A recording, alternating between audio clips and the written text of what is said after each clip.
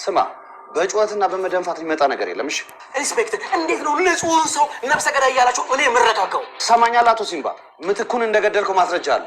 ምትኩ ማን ነው ደግሞ ምትኩ?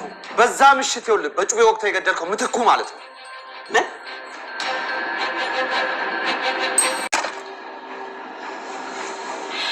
መኪናክ ብዙም እየተመቸችኝ አይደለም። ትንሽ አሮጌ ቢጤናት ምሳሌ አይደለም።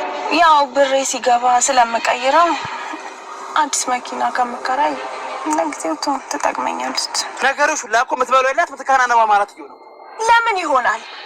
ልክ ብሩ በእጄ እንደገባ እቺ መኪና ደግሞ ሸጬ ለዳዎች እረዳበታለሁ። ያው ለአጥያቴም ይፈታልኛል ማለት ነው። ቆይ ግን አንቺ ምን አይነቷ ሰይጣን ነሽ በእናትሽ? ይሄ ደግሞ ከየት የመጣ ቁጣ ነው? ከኔ ወሰርሽው አንሶ ጭራሽ ሙሉ ድርጅቱን ወስዳለሁ ታያለሽ። አታፍሪም? አልገባኝም። ያ ድርጅት የሁል ጊዜ ህልም መስሎኝ። እሱ የድሮ ኤርሚያስ ነው። እሺ የአሁኑ ኤርሚያስ ተቀየረ። ገባኝ። ለብቻዬ ጠቅልዬ መውሰድ ያንገብግባል። ይኸውልሽ አንቺ ስር የሰደደ ክፋት አለብሽ። እሺ የኔን አንቺ ልዩነት እዚህ ጋር የፈለግከውን በል።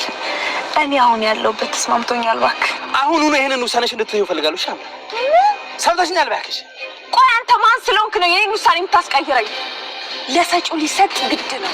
እነሱም ቃላቸውን ከጠበቁ እኔም ቃል እጠብቃለሁ። ይኸውልሽ እመኚ፣ ያንን ቤተሰብ መቀመከተሽ አንቺ በሰላም አትኖሪያትም። እሺ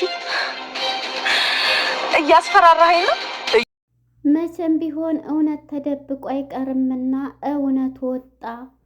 የወይዘሮ ዝኑና የአቶ ለይኩን እውነት ተጋለጠ። ወይዘሮ አቶ በሰንበት ቃሉን ሰጠ።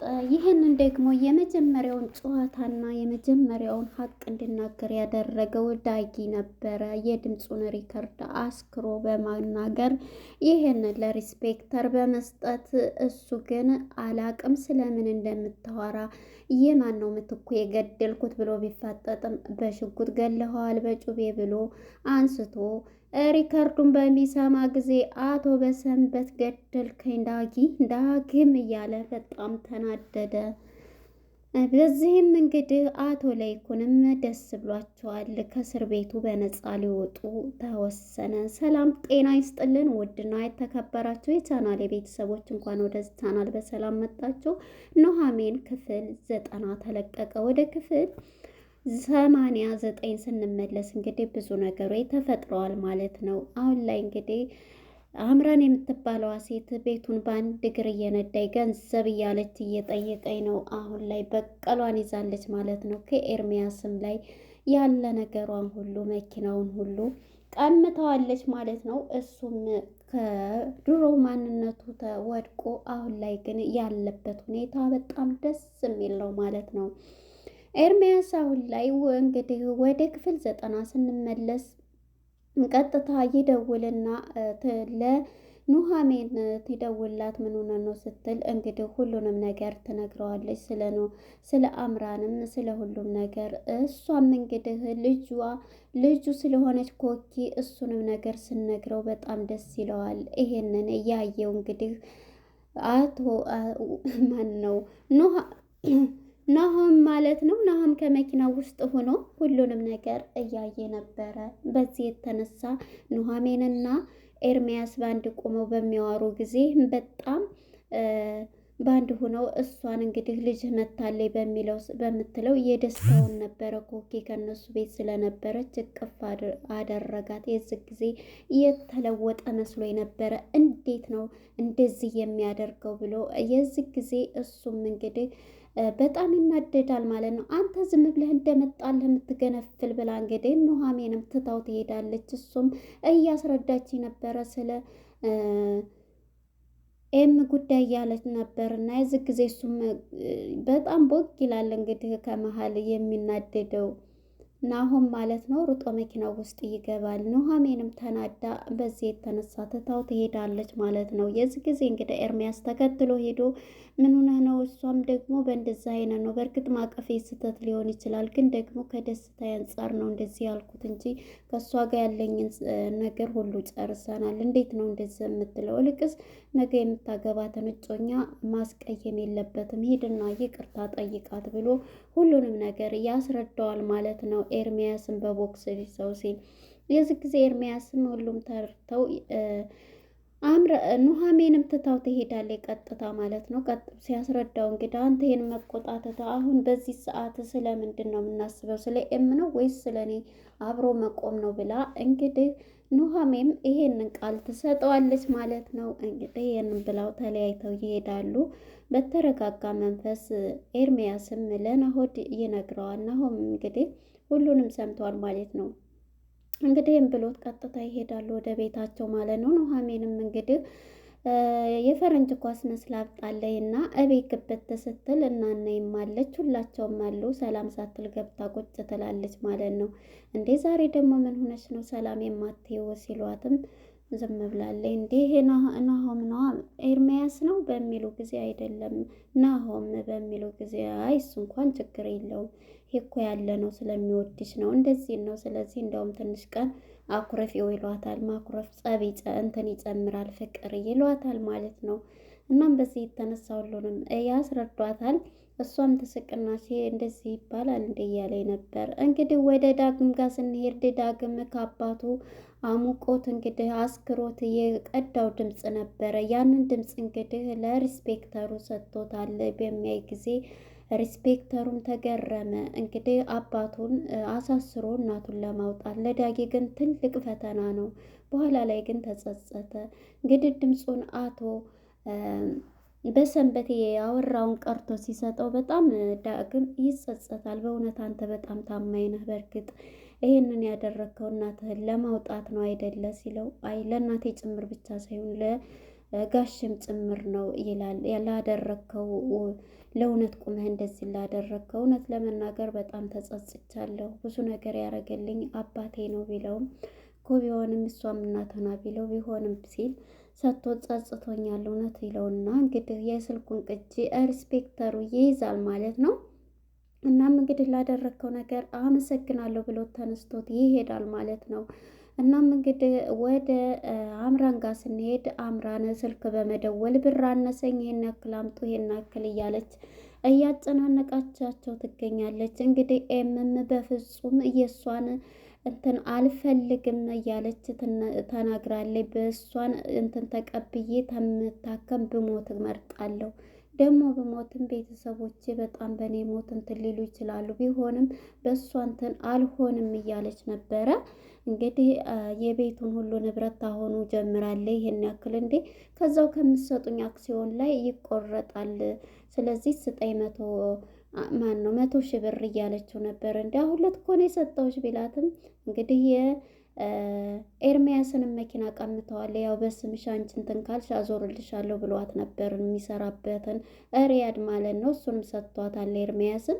በዚህ የተነሳ እንግዲህ ኤርሚያስም ይሄንን ቢያደርግላትም በኋላ ላይ ኤርሚያስ ቤት መጥቶ ሁሉንም ሲሰማ አልሰማም ነበርና ሁሉንም እንግዲህ የቤቱን ንብረት እንትን ስትል ነበር። የዚህ ጊዜ ይሄን ነገር ስታደርጊ እንትን ብትይ ባይ በፍጹም አልፋታሽም። አንቺ ደግሞ እንዴት ትንሽ አታስቢም? ሰው አይደለሽ እያላት አንተ ደግሞ አዛይ ማናደረገ ሲል በልቀቂ መኪናዬን ብሎ መኪናዋን እንደውም ለዚህ ለቁራሌህ መኪና በማለት እንግዲህ ኤርሚያስን መኪናውን መልሳለታለች። እሷም እንግዲህ ባለአክሲዮም ነይ ብላ ልትንከባከበኝ ይገባሃል እያለች ነበረ ማለት ነው የአምራን ተንኮል።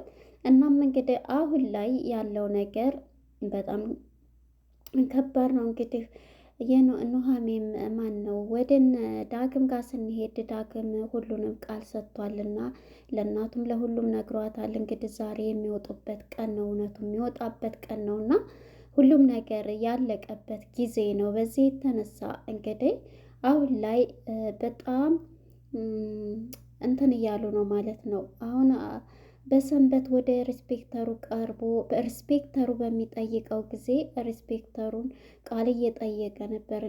እንዴት ነው ሪስፔክተር እንደዚህ የምትለው? እኔ በፍጹም ምትኩ የሚባል ሰውዬ አላቅምም አላየውም። እንዴት ነው ደሜን እየፈሰሰኝ እኔ ይህን ሊያደርግ ይችላል የምትለው መርማሪ አካል? ተው እንጂ ይለዋል። አትፈራገጥ ዝም ብለህ ቁጭ በል እያለው ነበረና እንግዲህ ገለኋል ሲለው እኔ በፍጹም እንደዚህ የምትሉትም ተየት እንዳመጣችሁት አላቅም በማለት እንግዲህ ድምፁን የቀዳውን ድምፅ አንጥቶ ለአቶ በሰንበት ሲያሰማው በሰንበት ድንግጥ ይላል።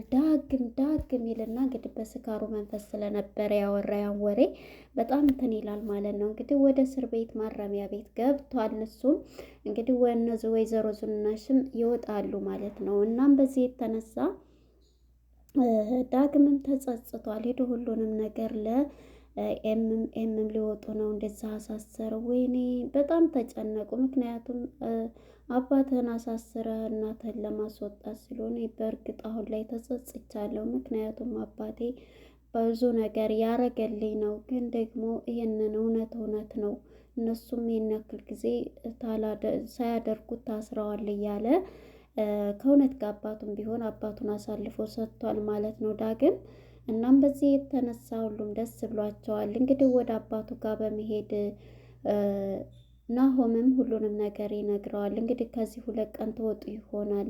እናንተስ ጨርስ ፊርማውን ምን እሷ እንድትሄድ ሕክምና አንተ ይዛት ትሄድ ይሆናል። ሁሉም ነገር ስለተስተካከለ አሁን መፈረም ነው እኮ የቀረው። ግን አንድ ፈጣሪ አንድ ስራ ቢሰራ ምን እንትን ይባላል እንደው እሷን ጥሎ ሌላ ሰው እያለ ነበር። እኔ ግን እዚህ ቦታ ላይ የምገምተው ፈንቱ ወይንም የኑሃሜን አያት ይሰጡ ይሆን የነሱ ይሆናል ብዬ አስባለሁ። ምክንያቱም ኑሃሜ ይህን ወሬ ስታወራ እንግዲህ የፈንቱንና የኑሃሜ አያት ማለት ነው ቢደረግ የፈንቱ ከኤም ጋራ ቢመሳሰልላቸው ከጨዋታ ውጭ ተወጣለች ብዬ አስባለሁ። ምክንያቱም እዚህ ቦታ ላይ እየተናገረ ያለው ፈጣሪ አንድ ነገር ቢያመጣ አምራን እንደዚህ ስትሆን በቃ ልጅ ዋናው ፈጣሪን አታማረው አምራን የምትንትን የምትይው ነገር አሲድ የሆነብሽ እያለ ነበረ። እንግዲህ ናሆድም ማለት ነው በጣም ተናዷል። የአባቱን ንብረት ከስንት ዘመን ጉልበቱን እድሜውን የጨረሰበት ነው እና በጣም ነው እንትን የሚለው ማለት ነው ሰው። እናም በዚህ የተነሳ በጣም እንትን ብሏል ማለት ነው። እና አሁን ላይ እንግዲህ ይህንን ብሎ እንግዲህ አቶ በሰንበትም ወደ ማረሚያ ቤት ገብቷል። እንግዲህ ልጁም ሊጠይቀው ዳግም ሂዷል። ዳግምን በሚሄድ ጊዜ አባዬ በሚለው ጊዜ ይቅርታ እንግዲህ ምንም ማድረግ አልችልም ሲለው፣ በእርግጥ እኔ ለመናገር ስራ ያሳፍሮኝ ነው ዳግዬ፣ እንዴት በአንድ ልጄ ጨክናለሁ? አንተን ብዬ አይደል? ጠንካራ ሆንልኝ፣ ጠንካራ እንድኮን ነው የምፈልገው አንተ እያለው ዳግም እውነትን ነው አባዬ፣ አሁን ክሱን ታነሳላቸዋለህ የእነሱን ማለት አንተ የከሰስክበትን ክሱ እንዲነሳ ታረጋለህ እያለው ነበር።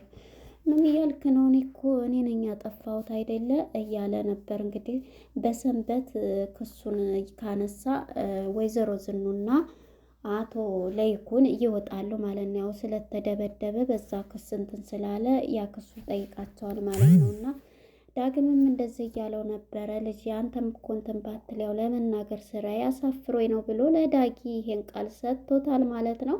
እንግዲህ ይሄን ነበረ ይዝን ላይ ሊያልቅ የቻለው። አቶ በሰንበት ወደ ማረሚያ ቤት ገብቷል። እንግዲህ ቀጣይ ነው ወይዘሮ ዝኑ ይወጣሉ ብለን እናስባለን። ለነበረን ቆይታ አመሰግናለሁ። ባይ ባይ።